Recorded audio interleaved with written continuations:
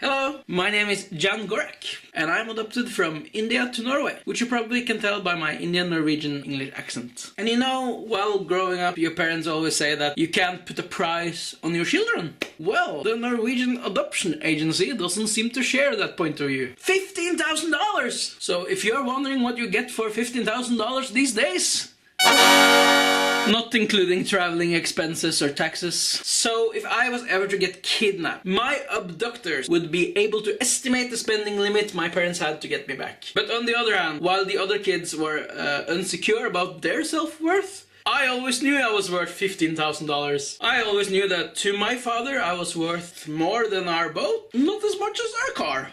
So I had to be really careful while driving that. One time I scratched the side of it and he wanted to get rid of me. Get himself a guitar instead.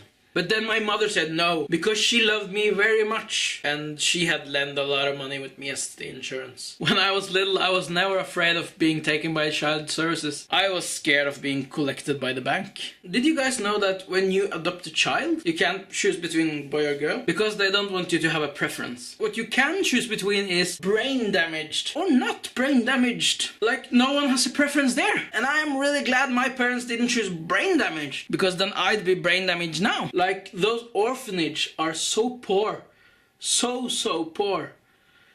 If they do not have a brain damaged kid at that exact time, and they get an order for a brain damaged kid, they'll make you a brain damaged kid. Yes sir, I understand you want a brain damaged kid. You are in luck, we have a lot of brain damaged children here. Wait a minute, I'll go and get one. Gorek, come here.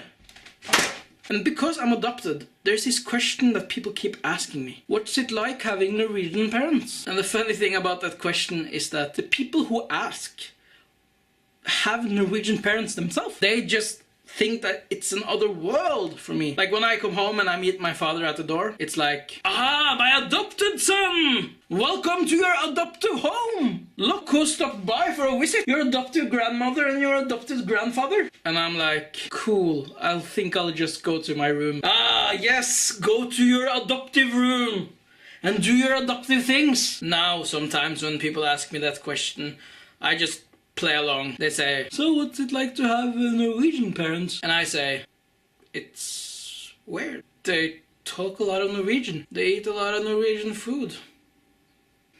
And they don't belong to any caste system, because you guys don't have that here in Norway.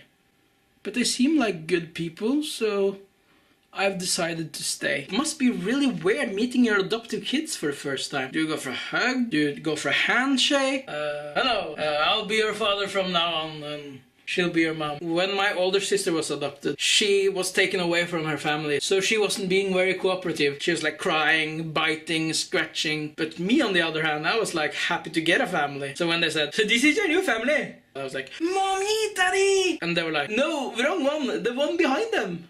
Oh, Mommy, Daddy! Baba.